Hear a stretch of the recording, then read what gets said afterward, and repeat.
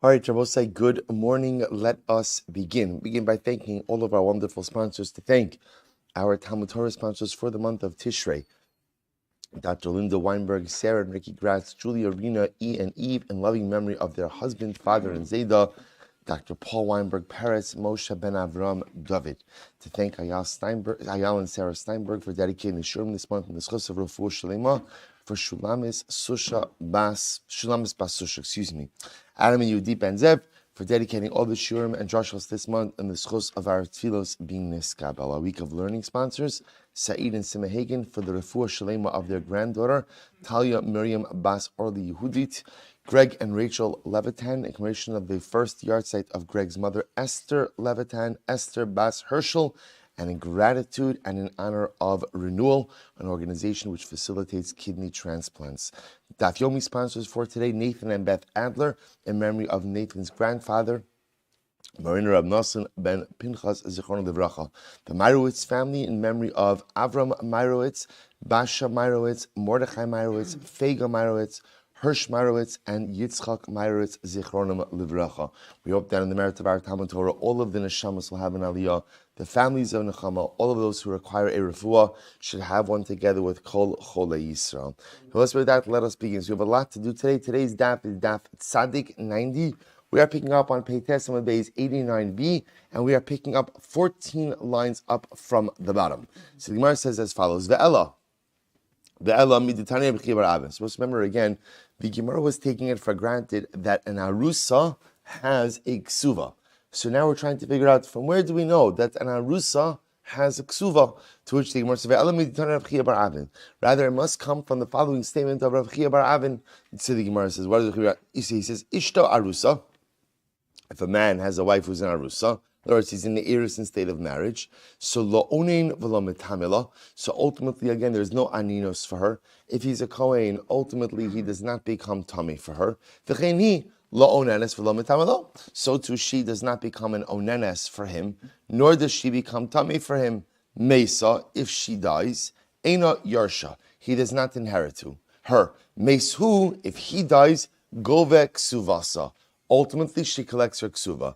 Shabbos say this is a pretty explicit statement here, indicating that what? That even a woman from Erisin has a ksuva.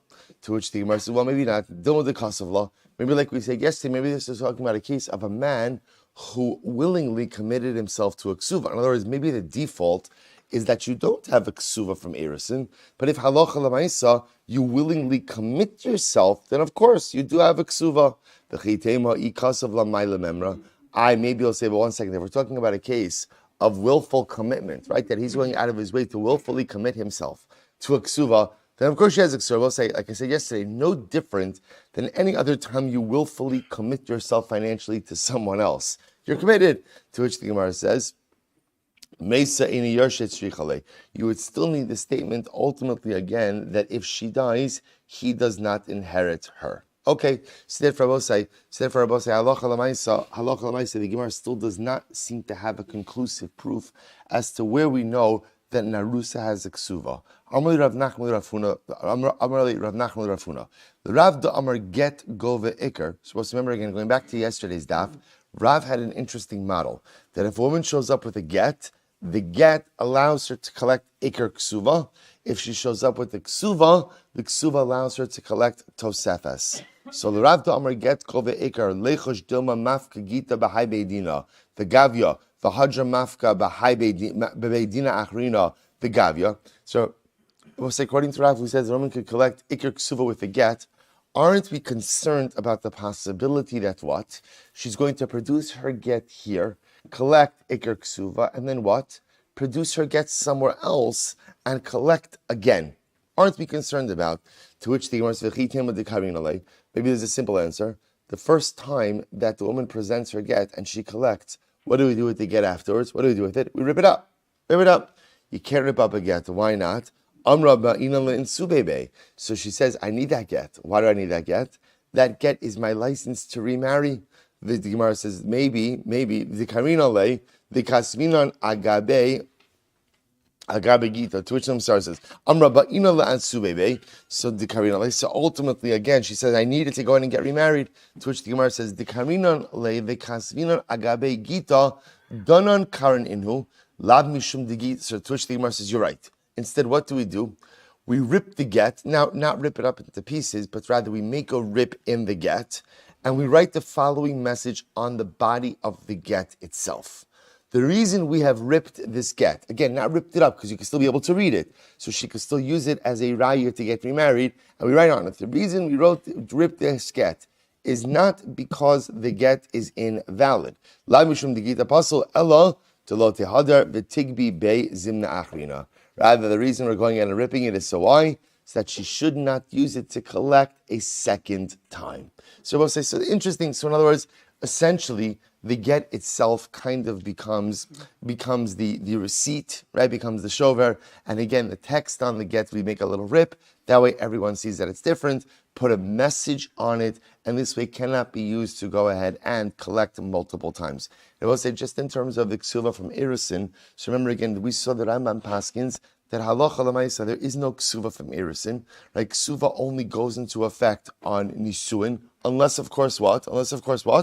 A husband chooses to commit himself, right? In other words, if a husband chooses to commit himself to a ksuva as of erusin, of course that is permitted, that can be done, but halacha l'maisa, there is no t'nai beis din of a ksuva except from nisuin. Incredible. Mishnah, bottom of 89b, peites on the base. Shnei gittin shnei ksuvas. So what's a very interesting case? Let's say a woman produces 2 gittin and 2 ksuvas. Now, why would one be producing 2 gittin and 2 ksuvas? It's actually not such a complicated case. Reuven was married to Rachel, right? So she has a ksuva from her marriage. Then what happens? They got divorced. Okay, now what happened? Then what happens? They got remarried. So now again, Reuven wrote a second ksuva for their second marriage. You know, there's an after. He wrote a second ksuva for the second marriage. And then what happened? Didn't work out again, right? She has a second get. So now she shows up to Beis Din with 2 gittin and 2 ksuvas. So what's the halacha in such a situation? Govish take ksuvas. So she collects twice. Again, she collects twice. Two different ksuva obligations. So she collects twice. Good. She takes ksuvas for get echad. So what happens if she has 2 ksuvas and 1 get? 2 ksuvas and 1 get, right? Or ksuva ushnei gittin, or 1 ksuva and 2 gittin. Now take a look at Rashi for just a moment. Rashi says over here, shtei ksuvas v'get. It's in the wide lines of Rashi, about 4 lines in. Shnei ksuvas v'get. Shekidmu shteihen leget. Now, what we're going to see in this case, what we talk about over here is, interestingly enough, both of these ksuvas, the dates in these ksuvas precede the get. So she has two ksuvas with 2 different dates which precede the get, or ksuva shnei gittin, or she has 1 ksuva, 2 gittin, right? O ksuva the get umisa, or what is actually interesting? She has a ksuva, a get, and a dead husband, right? Right? What's the halach in all of these cases? Eina gova ela ksuva achos. Ultimately, again, she only collects 1 ksuva. Why are we saying? Shamagarish es ishto vechzira almanas ksuva harishon lemachzira. We've actually seen this concept before, because there is such a concept in halacha that when a man divorces his wife and then remarries her, he doesn't have to write the new ksuva. Now he can write the new ksuva if he wants to, but lamaisa he could also just as easily rely on the original ksuva. So let's analyze this. Rabbi says, so which the Gemara says, ibai b'hai gavya, ibai b'hai gavya. Rabbi says, if you take a look at Rashi in the Gemara, ibai b'hai gavya b'tmiya v'ashtei ksuvos the get kai. Then I will say, Rashi's now the Gemara is now focused on the following case. A woman shows up to Beis Din with 2 ksuvas and a get. 2 ksuvas and a get. So just to illustrate what's happening over here. She has 2 ksuvas with 2 different dates, and a get. So I will say, so now, remember, how many ksuvas could she collect? Only 1. But what's interesting is, the Mishnah makes it sound like which one could she use to collect? Which one could she use? Either one. To which the Gemara said, really? So, ibai b'hai gavya, lema tevitiv Rav Nachman Amar Shmuel. This refutes Rav Nachman Amar Shmuel. What is it? The Amar Rav Nachman Amar Shmuel?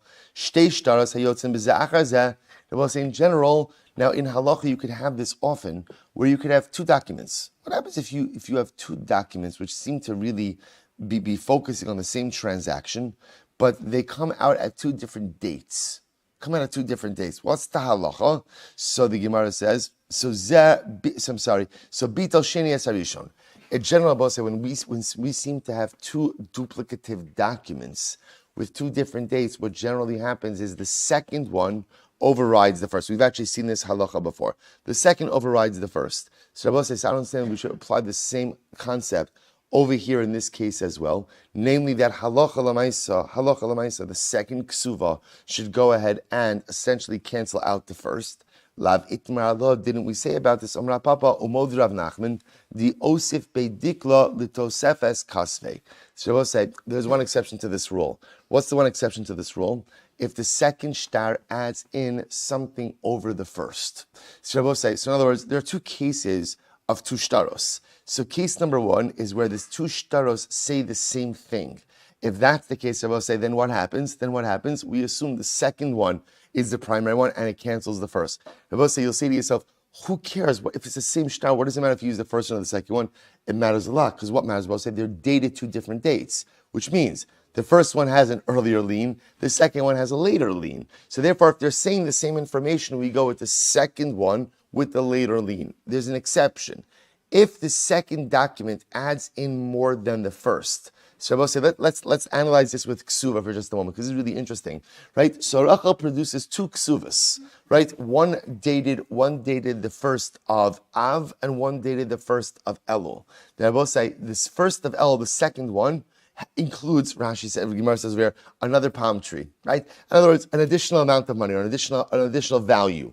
So I will say, essentially, the way we interpret these two stars are like this. What Reuven is essentially saying to Rachel is, here's the deal.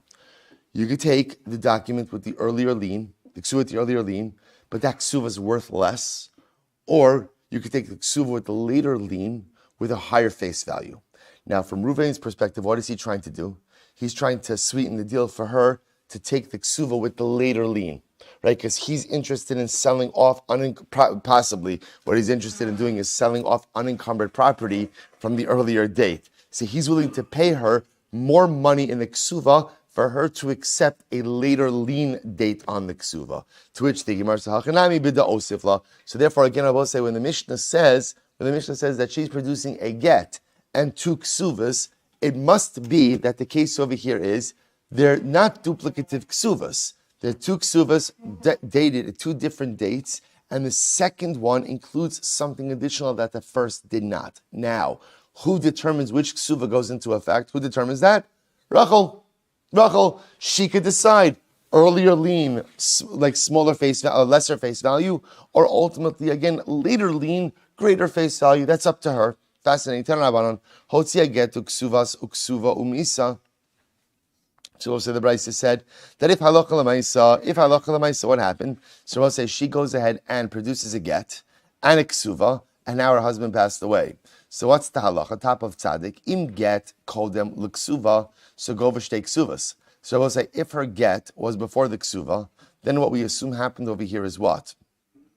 So right, if the get comes before the ksuva, then ultimately again she went ahead and she has two ksuvas, one from before her divorce, one from after her widowhood, right? The Gemara says ksuva kodemes leget, but if the ksuva came before the get, the ksuva was dated before the get, ena gova el ksuva achos. Ultimately, again, she only gets one ksuva. Why? Shemegarish ishto ve'echzira, because Rabbi say if a man divorces his wife and then remarries her, amanas ksuva harishona hechzira. He doesn't have to necessarily draft a new ksuva, but rather, again, he could remarry her on the basis of the first ksuva. And Rabbi say, now again, I want to point out, a man remarrying his wife on the basis of her first ksuva, remember, does something very interesting, which is there's a lien which predates the marriage, which is quite fascinating, right? So, right, Reuven's married to Rachel, they divorce. So technically, you both say, so right, what's the process? The process is you give a get. What's next step? Pay out the ksuva. Okay, then what's next step? I guess another first date, right? They go ahead, right, get reacquainted, go to the therapist a little bit, right, and they come back, Baruch Hashem, get remarried. Now, what should happen? Nu ksuva. So there's a concept in halacha that exists, that if he has not yet paid out the ksuva, and they decide to remarry, then halacha l'maisa, he could use the first ksuva. So to us, that sounds, wow, that's so convenient. What I will just, right, we never even took it down from the wall, right? It's still hanging in the living room. So this is fantastic. We could still go ahead and use it. I just want to point out that could be financially disadvantageous to the husband because now you have a lien on property, which actually precedes the date of the marriage. So again, the point the Gemara is making is if the husband wants to do it for convenience sake, you can do it. Although financially, it just creates a lien which pre-exists the marriage. Okay, fascinating. Mishnah, we'll say really interesting case. Katan she'esiu aviv. So we'll say this is a case of a minor son, right? A boy who is below the age of bar mitzvah, whose father enters him into marriage. Then I will say, what is the status of marriage to a katan? What's the status of the marriage? Nothing. Now, here's what's fascinating over here. But the father married him off. Okay, so the son got married. And what happens? Kesuvos kayemes, sha'amanas kin kaima. Then I will say, now the case over here is that halacha l'maisa. Then the son grew up. Now, when the son got married, so he wrote a ksuva for his wife. He wrote a ksuva. Now, again, we'll see the Rambam has a little bit of a different gears on this. But ultimately, again, the son writes a ksuva for his wife. Now what happens? He reaches the age, right? He becomes a bar mitzvah, mazel tov, right? So now as he becomes a bar mitzvah, halacha l'maisa, the Mishnah says that what? The ksuva that he committed to as a katan ultimately still remains in effect. So I will say, the truth is, it's not a chiddush. Because essentially, what is the Gemara saying? It goes out to ksuva is Tanai Bezdin. Ksuva is Tanai Bezdin. See, even if you wrote absolutely nothing, you still have a ksuva. So what it's just saying over here is, in this case, he happened to have committed to a ksuva when he was a katan. When he now becomes a gadol and the marriage morphs into an appropriate halachic marriage, the ksuva obligation is still there. So the Gemara says, similarly, interestingly enough, ger shekasav ger sheniskaira ishto imo. This is a very interesting case. Let's say you have a Gentile, right? A guy married to a Gaya, right? A male Gentile married to a female Gentile. And now what happens? When they are both in their Gentile kite, so husband promises his wife a ksuva. Now, what does that mean, husband promises his wife a ksuva? Essentially, what he's agreeing on is a divorce or widowhood settlement when they first get married, right? A prenup, right? So we'll say, see, he committed to this, and now what happens? They convert. So now what's the halacha? The ksuva that he committed to in his Gentile kite ultimately, again, still remains in effect even when they become Jewish. Fascinating. So the Gemara says, Shalmanas kim kaima, amrafuna, lo shana ela malamasayim. Rafuna says, by the way, this only refers to ikar ksuva. However, about tosefes, ain't law. I will say, but tosefes does not carry over. So in other words, what that means is, if a katan, when he got married, promised his wife tosefes, or a guy promised his wife tosefes, when the katan becomes a gadol or the guy converts, the tosefes doesn't carry over. So if they want to commit themselves to tosefes, what do they have to do? Recommit at bar mitzvah or recommit upon conversion. Rabbi Yehuda Amar Afil tosefes yeshla. Rabbi, this is not true. Even tosefes remains in effect. So meisvei, the Gemara says chidshu, no tellus mashe chidshu. So we'll say ultimately Rashi says chidshu is katan mishehigdil the gershim and iskayer. So chidshu means if the katan when he became a gadol added on to the ksuva amount, or the guy when he converted added on whatever, right? Chidshu no tells mashe chidshu in lo chidshu lo. What do you see from here? It's only if they add on at the time of bar mitzvah or conversion that the add-on amount remains. However, again, even if they added on when he was a katan or they added on when he was a guy, it does not carry over. To which the Gemara says, Ema af mashechidshu. Say even what they added on carries over. I have a halo tani hachi, but it doesn't say that. Halo tani hachi chidshu, no tells mashechidshu, lo chidshu, besula gavim asayim va'amana mana. Tiyofta de Rav Yehuda. So we'll say ultimately again we effectively refute the position of Rav Yehuda that the ruling of the Mishnah says that if the katan agreed to a basic ksuva, ikar ksuva, at the time of his marriage as a katan, or the guy agreed to ikar ksuva at the time of his marriage, and now the guy converts, the katan becomes a gadol, the primary ksuva carries over. But if when the katan was a katan or the guy was a guy, they agreed to tosefes, the tosefes amount does not carry over. So should they want to go ahead and guarantee tosefes, The katan will have to recommit to that at the time he becomes a gadol. The guy will have to recommit to that at the time he becomes a convert. So the Gemara said, by the way, Rav Yehuda Masnisanti said, Rav Yehuda was just misled by the Mishnah. Who savar ksuva kayemes akula milsakai? He thought that when the Mishnah said that ksuva kayemes, that the ksuva that the katan agreed to, the ksuva that the guy agreed to, when he becomes a gadol, when he converts, remains intact. Rabbi Yehuda thought that referred to akula milsakai. He thought that that referred ultimately again to the entire ksuva, according to Tosefes, velohi, and it was not true. Ikr ksuva kai. Ultimately again, it only refers to the ikr ksuva. And I will say, I'll tell you, so the way the Rambam codifies this halacha is quite interesting. The Rambam says, Katan afilu bent is his hilchos ishos perikirel of halacha zayin. Katan afilu bent heishon yom echash nasi isha in ksuva. So we'll say the Rambam paskins when a katan marries a woman, there is no ksuva. Now, why is there no ksuva? Why is there no ksuva? Because there's no marriage. Right? But halacha lemaisa v'im higdil v'kaima achar shigdil yeshla ikir ksuva. If he becomes an adult and then remains married to her, then there is a ksuva. Now I will say there's a ksuva even if he does what? He does nothing. Why? Because I will say ksuva is a Tanai Bezdin. Tanai Bezdin says you owe it even if you don't commit to it. So what the Rambam is essentially saying is this case is like a little bit of a misnomer. In other words, that when a katan commits to a ksuva when he gets married, right, and he's a katan, just like the marriage is not binding, his commitment to a ksuva is not binding. The chiddush of the Mishnah is, if the katan remains married to this woman as a gadol, so once he becomes a gadol, this morphs into a marriage, right? A guy is married to a woman and they convert together and they remain together.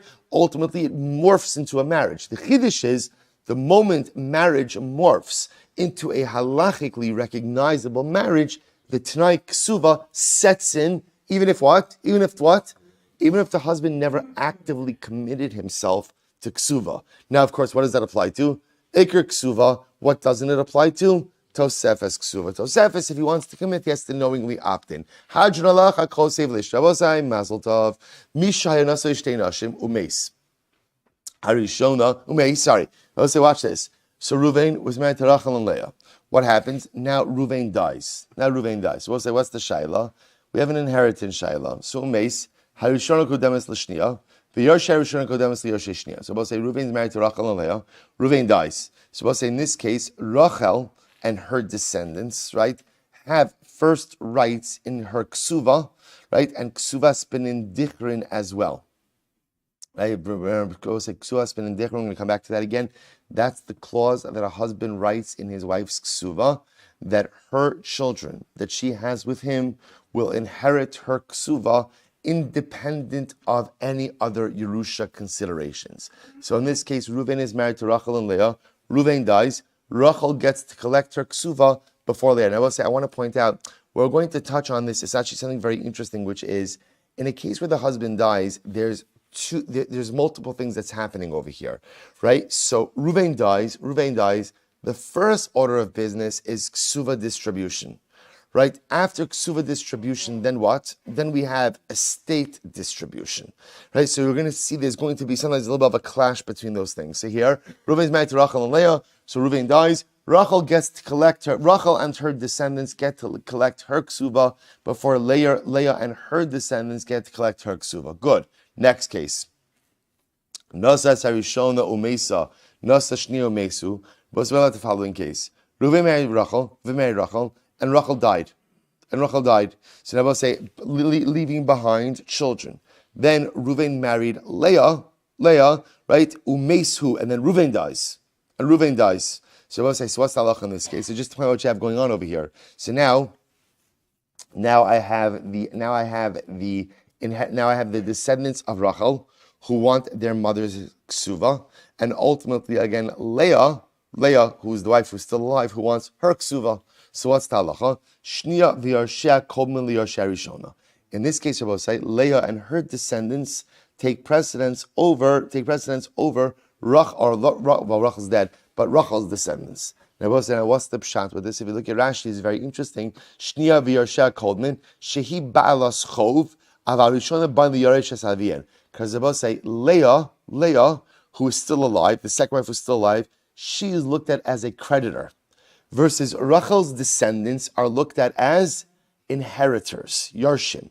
They both say creditors always have a first position over inheritors. So therefore, interestingly enough, Leah, who is a creditor, the living wife, the widow, is a creditor legabe her ksuva, and therefore halacha l'maisa, she'll have a first position over Rachel's descendants, who are inheritors. Fascinating. So midiktani harishona kodemes l'shniya. So also the fact that it says the first wife, right? The first wife ultimately, this is going back to the first case, that the first wife ultimately takes precedence over the second one. V'lo katani harishona yeshla v'ashniya einla. And it doesn't say the first wife has and the second wife doesn't.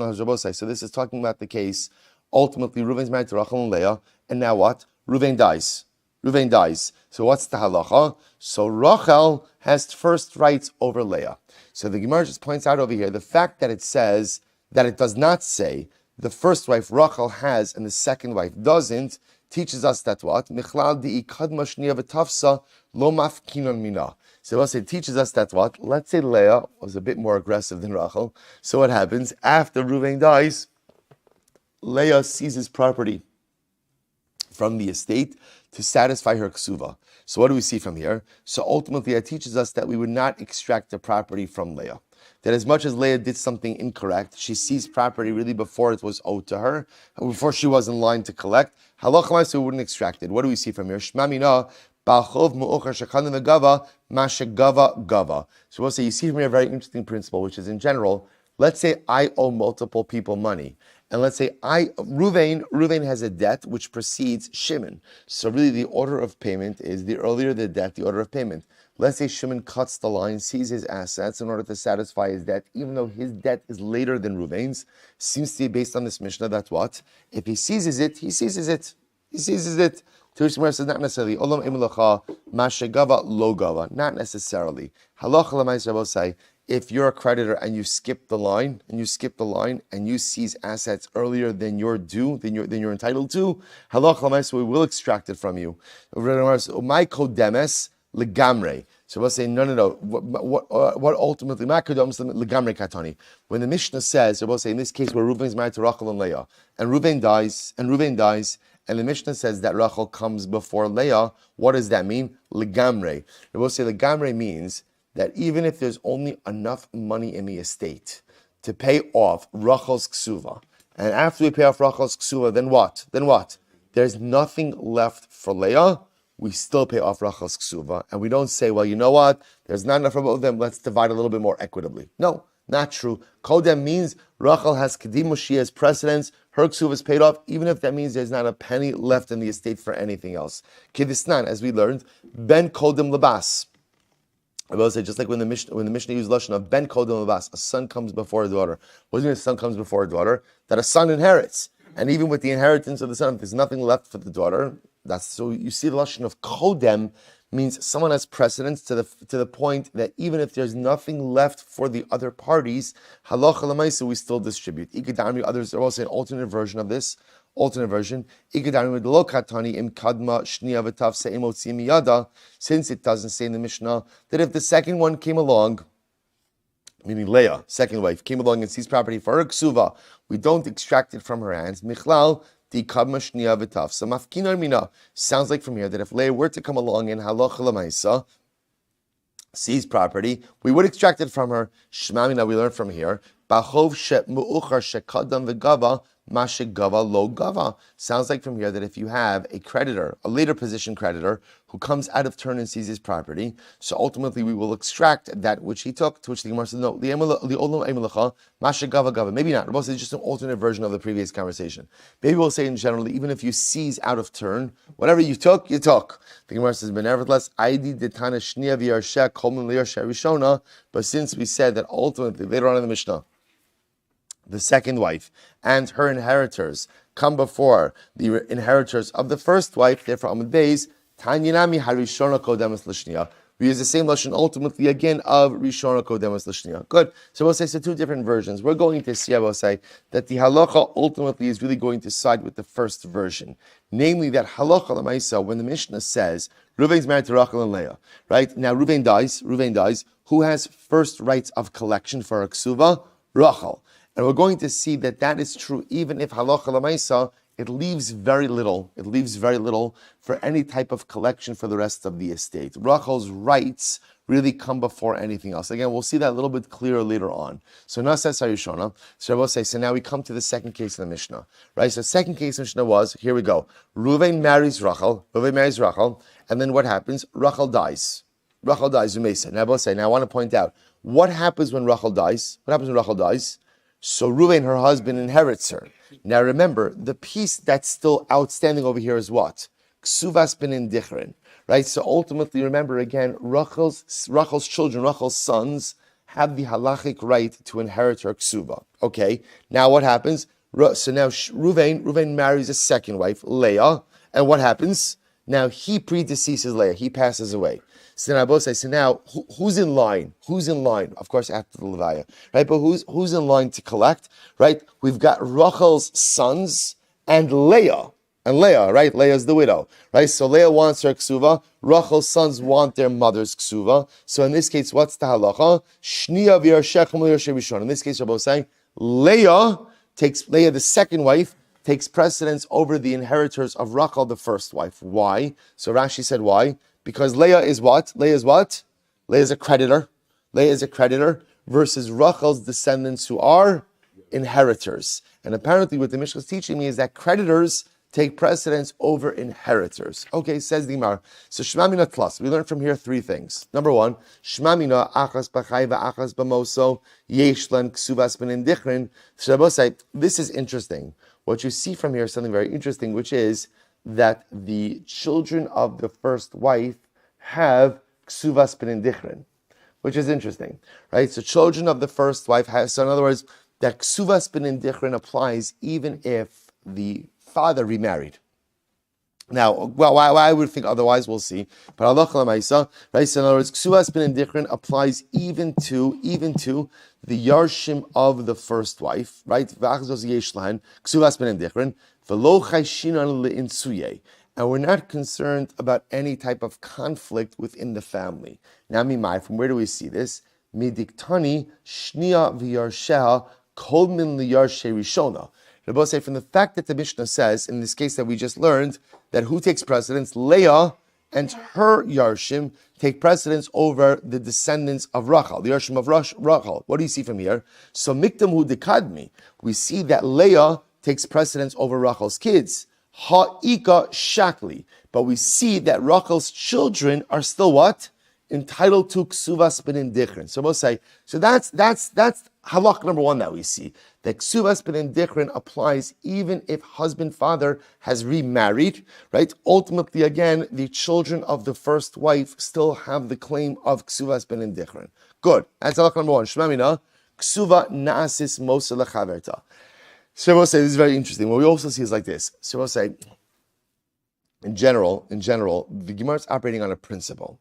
The principle is that the only time that you're obligated to pay out kesuvos ben dichrin is when there's going to be something left in the estate after you pay out that ksuva.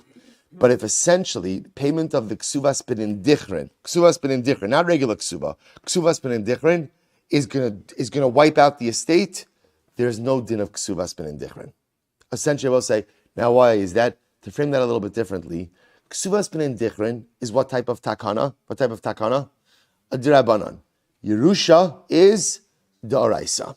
So if the kesuvos ben dichrin is going to obviate the Yerusha, right, is going to totally undermine Yerusha, which is the da'araisa, then no, we don't do that. So it's a passing halacha. Now, how much has to be left in the estate after kesuvos ben dichrin? Even a dinar. So in other words, minimal amount. But the point is, there has to be something left in the estate after the payment of kesuvos ben dichrin in order to pay kesuvos ben dichrin. Otherwise, we say no. The din of Yerusha trumps the din of kesuvos ben dichrin. Such a fascinating halacha. So we'll say, so what do you see from here? So we'll say, you see from here that ksuva naasis mosa lechaverta. So we'll say, now watch this.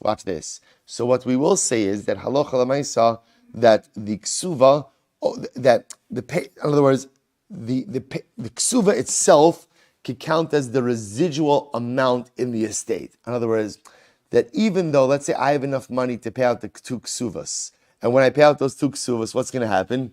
There's nothing left. Halacha l'maisa, when I pay out the first Kesuva, the second amount, which I know is going to go towards the second Kesuva, can still count as the residual amount in the estate, so as to allow for the distribution. We'll see this play out in the Gemara in just a moment. How do you know this? How do you know this? Because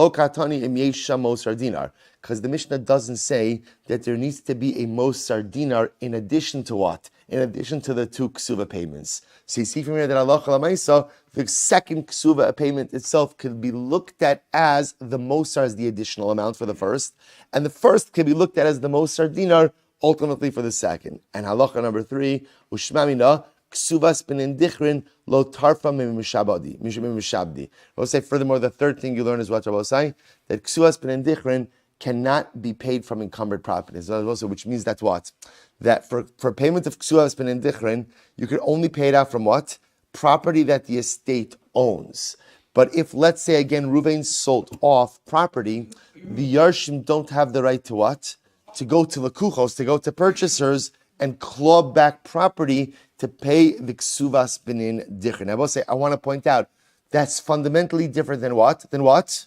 Regular Ksuva. Right? Regular Ksuva, if Reuven went ahead and sold off his entire estate, and now Reuven dies or is divorced, Rachel has the right to claw back property to pay for a Ksuva. That is dafka a din in Ksuva, not a din in Ksuvas Benin Dichrin. So Ksuvas Benin Dichrin, if the estate has the money, great. If the estate doesn't have the money, no clawback. No clawback. So the Gemara says, why? How do you know? Because ultimately, again, if you think that you can go ahead and claw back encumbered properties, leisu b'nei rishona v'litrafinu libnei shniya. So I'll say, if that's the case, then ultimately, we'll say in our case over here, where Rachel has the ability, Leah has, wife number 2, collects her ksuva first. Well, if that's the case, there's nothing left in the estate, let the Yarshim of Rachel go ahead and what? Seize property from Leah, because now there's nothing left for them. Nothing left for them. To which the Gemara says, Maskif Ravashi, Mimai, how do you know this? Dilma, the Olam Eimalacha, first wide line, the Olam Eimalacha, Achas Bechai V'Achas B'Moso, Eilen Ksuvas Benin Dichrin. So let's go back to the first assertion. The first assertion was that Halacha L'Maisa, when Reuven dies, Rachel died, Reuven's married to Rachel dies, and now Reuven marries Leah. So Halacha L'Maisa will say the Gemara says that there is still Ksuvas Benin Dichrin for Rachel's children, for Rachel's Yarshim. To which the Gemara says, how do you know that? So maybe not. Maybe once Reuven gets married, halacha l'maisa again, there's no longer a ksuvas benin dichrin for the children of the first marriage. So the Gemara says, umay kodmin. What does it mean ultimately again, kodmin? That Rachel comes first. So that Leah, the second wife, comes first. Maybe l'nachala, right? Maybe I will say what it means is that the ksuva of Leah, the second wife, comes before any other inheritance considerations. Maybe that's what it means. The Gemara says, Yarshe Harishona Lamali. If that's the case, then why do you have to bring in Yarshe Harishona, the inheritors of the first wife Rachel? Why do they even have to be brought in at all? To which the Gemara says, Aidi the Tana Shnia V'Yarsha, Tana Nami the Yarshe Harishona. Ultimately, and we'll say, since it ultimately mentions Shnia V'Yarsha, the second wife, and her inheritors, will also mention the first wife and her inheritors. Okay, so if I will say, the Gemara just says, remember, the first thing the Gemara said we learn is that Ksuvas Benin Dichrin even applies to the Yarshim of the first wife, even after Reuven has married a second wife. To which the Gemara says, maybe not. Maybe not. That's all. So in other words, we're not saying no, but we're just saying the proof that you sought to bring is not as conclusive as you thought. Next, that's which you said, Abba said, that a ksuva ultimately again could count as the residual estate amount in order to allow the payout of the other ksuva. Maybe not. Maybe not. I think and I will say ultimately again, maybe this is a case where there is a residual dinar in the estate. That's how halacha l'maisa you can pay out the ksuvas benin dichrin. And lastly, va'achas b'chai va'achas b'mosa. So I'm sorry. So now we're going back. So now the Gemara says, by the way, achas b'chai va'achas b'mosa tanohi. In reality, Rabbi say this idea of achas b'chayv and achas b'mosa. So we're not going to be able to go into this too much longer, but I'll just mention this outside. I will say this concept of where Reuven is married to Rachel, and then ultimately again, what happens? Reuven dies. Reuven is married to Rachel, and then what happens? Rachel dies. Now Reuven goes ahead and marries Leah, and now Reuven dies. So now remember again, what are the two claims coming at Reuven's estate? We've got Leah claiming her ksuva, and we've got the kids of Rachel claiming what? Ksuvas benin dichrin. So the Gemara says, you see from here that the claim of ksuvas benin dichrin carries over even into Reuven's second marriage. So the Gemara says, just want to point out that concept, the achas b'chai v'achas b'moso tenoihi. That ultimately is a machlokes tanoim. Not everybody agrees with this. We'll say just quickly, we'll do one more line. Tisanyo, mesu achas b'chai v'achas b'moso. Benanas om yicholim b'nei harishon alomar v'lebnei hashniya b'nei balas chov atem. So Benana says in this case, ultimately again, the children of the first wife, Rachel, could say to the children of the second wife, which really means to Leah herself, listen, take your ksuva and get out. What doesn't take your ksuva and get out? You get your mother, fine, your mother take your ksuva, but then we are entitled to our ksuva spin dichrin. Rabbi Akiva Omer, kvar kofza nachala milifnei b'nei harishona v'nafla l'fnei b'nei hashniya. Rabbi Akiva says, no, not true. Once Reuben gets married, ultimately again, the children of the first wife lost, ultimately their ksuvas benin dichrin. What are they arguing about? One holds that ultimately again, even when Reuben remarries, children from the first marriage still have ksuvas benin dichrin. Umar savar achas b'chayi v'achas b'mosa inlan ksuvas benin dichrin, and one holds that no, ultimately again there is no longer ksuvas benin dichrin once Reuven marries. Okay, well, so start away for today. Point of. Oh yeah. Okay. Why does no one tell me that? You see, I'm running. Mamish, look at me suffer through this. Okay, good. That's like incredible. Okay, fine, good. All right, so good. We'll say, here we go. We're going to get into tomorrow's daf. Incredible. So we'll say, so says the Gemara. So we'll say, so that's the machlokes. Baruch atah Adonai Eloheinu melech haolam shakol niyeh bidvaro. Okay, says the Gemara. Amar Rabba, ashkechetinu l'Rabbanan debei Rav. So we'll say, so this is the machlokes. Here we go. So this is the machlokes, Rabbi Akiva and Benanas. Namely again, about say halacha l'maisa. It's like a new lease on life. I just want to say, so again, so halacha l'maisa. Now, what happens? Again, just to frame, we're dealing in the same case, right? Reuben is married to Rachel. Ultimately, again, Rachel dies. Now, we'll say at that point, there's ksuvas benin dichrin, which means Reuben is obligated to go ahead and pay off the ksuva of Rachel to Rachel's heirs. Okay, he doesn't. He marries Leah. Now he dies. So we'll say the fundamental machlok. So again, everybody's agreeing. We'll say, what does everybody agree on? Everybody agrees the order of repayment is what? The order of repayment ultimately again is first go to Leah, right? Because she is a creditor, and then to Rachel's heirs. Now, the whole notion of paying Rachel's heirs is in and of itself a machlokes. Does ksuvas benin dichrin apply once Reuven has entered into a second marriage and now has a second set of obligations? That's the machlokes. Benanas ultimately says yes. Rabbi Akiva says no. So Amar Rabba, Ashkechesina l'Rabbanan de Rav Yasivika Amri. So Rabba says, I found the Rabbanan be Rav. They were sitting and saying the following: Chuli Alma achas b'chai v'achas b'mosa yeshlan ksuvas benin dichrin. Everyone agrees that ksuvas benin dichrin still applies to Rachel's heirs, to the first marriage heirs. Everyone agrees. B'hacha. Here's what's interesting. B'ksuvas nasa mosa lechaverta v'adin lebalchov kamiflagi. Rabbi, so what they're really arguing about is as follows: that halacha l'maisa. Remember again, in order to have an obligation to pay out ksuva, what has to happen? There has to be a residual amount that's left in the estate. So what's the shaila? Could a ksuva count as the residual amount? So you have two ksuva payments to pay over here, right? You have the ksuva to Leah, right? Just straight ksuva, and ksuva has been in dichrin to Rachel's heirs. So the shaila is, could a ksuva amount count as the residual within the estate in order to allow for payment of the ksuva? Because also, remember again, let's just go back to our principle. What's our principle? There's only going to be a ksuva benin dichrin payment. If what? If halacha l'maisa, there's something left in the estate after Kesuvos ben Dichrin is paid. Because if payment of Kesuvos ben Dichrin cleans out the estate, then what ends up happening is the din d'Rabbanan undermines the din d'Oraisa of Yerusha. So the question is, can the Ksuva amount count as the residual? So Mar Savar, Ksuva Nasis most of the Chaberta, for Din Balchov. So we'll say one says, yes, it works for Ksuva, and it also works for Balchov. In other words, we'll say that Halacha Lamaisa, that any amount that you owe to another creditor, when that amount is in the estate itself, even though I know I'm going to have to pay it out, it still counts as a residual. Still counts as residual. The Umar Savar, the other opinion holds that what? Ksuva Nasis most of the Chaverta. Sorry, Umar Savar in Ksuva Nasis most of the Chaverta for Din Labachov. Another opinion says no. They will say what counts as residual? What counts as residual?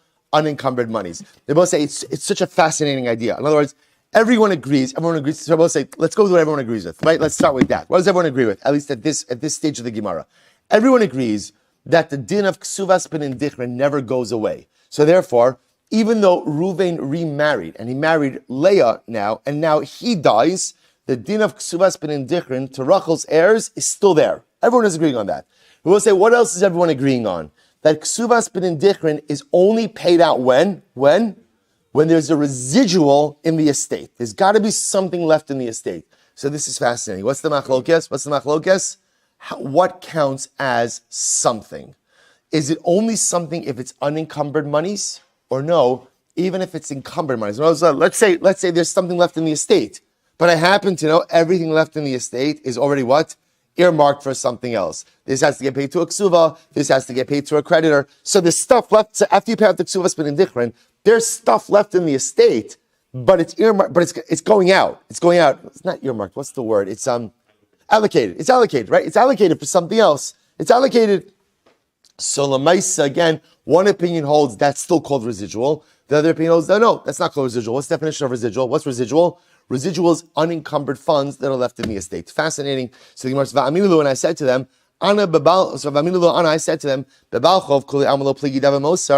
everyone agrees that if there's money left in the estate, even if it's earmarked for creditors, that's still called residual. That's still called residual.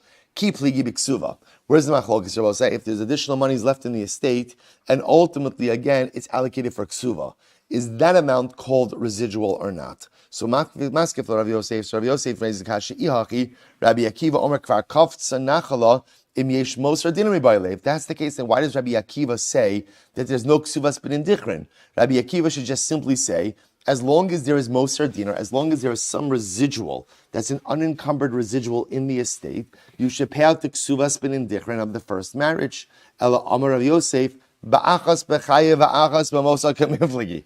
Let's say we're back to square one. No, you're right. The concept of saying whether or not there's Kesuvos ben Dichrin, once there is a second marriage, that is the source of machlokes. That in and of itself. So again, Reuven is married to Rachel, right? Rachel dies. He now marries Leah. He dies. So both say, so now again, Rachel's Yarshim, Rachel's heirs are coming, demanding the ksuva of their mother. Is there Kesuvos ben Dichrin in such a situation like that? That's the machlokes. Rabbi Akiva says no. Benanis says yes. So it says the Gemara, Vahani tanoi, Kihani tanoi. And I will say this machlokes sounds like another machlokes tanoim. This sanya, Nosas Harishona Umeisa. Right? If he went ahead and he married, right, Reuven married Rachel and Rachel died, Nosas Harishnia Umeis hu, and then he married Leah and Reuven died. So what's the halacha? Bo'in baneh shalzu la'achar misa v'notlim Kesuvos iman. So both say now again. The Gemara says over here, the Yarshim of Rachel come and take the ksuva of their mother. Rabbi Shimon says, Im yesh mosar dinar, elu notlin Kesuvos iman, the elu notlin Kesuvos the iman. Rabbi Shimon says, as long as there's a residual of a dinar in the estate, everyone can take the ksuva of their mother. Ve'im lav, cholkin b'shaveh. But if not, Rabbi says incredible. If there's not a residual dinar, then what? No one gets the ksuva, and ultimately, again, they split everything evenly. My love v'hakam. If the say, are they not arguing about the following case? The mar savar achas b'chay v'achas b'mosa yesh lang Kesuvos ben Dichrin, or mar savar achas b'chay v'achas b'mosa im lang Kesuvos ben Dichrin. So that's they're arguing about, is there Kesuvos ben Dichrin? One says the second marriage, which the Gemara says lo. The chuli alma achas b'chay v'achas b'mosa yesh lang Kesuvos ben Dichrin. We'll say everyone agrees. Okay, we're back to where we were. Everyone agrees. We'll say that Kesuvos ben Dichrin always applies, even when Reuven marries Leah, even though it was a second marriage. So now the children of Rachel who passed away still have the din of Kesuvos ben Dichrin. Top of Tzadik Aleph, B'dinar mikar koi kamiflagi. I will say, here's what's interesting. Okay, and with this we'll conclude. I will say, see here. So okay, good news. We don't have a conclusion. We have a conclusion for now. Halacha l'maisa. Everyone is agreeing that Kesuvos ben Dichrin from Rachel doesn't go away when Reuven marries Leah. And therefore, when Reuven dies, the children of Rachel have a right to demand their mother's ksuba. What else does everyone agree with? That you need a residual in the estate in order to collect Kesuvos ben Dichrin. So what's the machlokes? Bedina mikar koi kamiflagi. Marsara mikar koi im taltali lo, or marsara im taltali. So what's the machlokes? When we talk about the 1 dinar residual, does that have to be a 1 dinar residual of real property or even movable property? That's the machlokes, right? So we'll have the stuff over for today. So again, we haven't really gotten to the conclusion yet. And Mirat Hashem, during the break, during tomorrow, during Yom Kippur, Mirat Hashem, we'll finish the sugya. We'll get to halacha l'maisa. Shkoyach.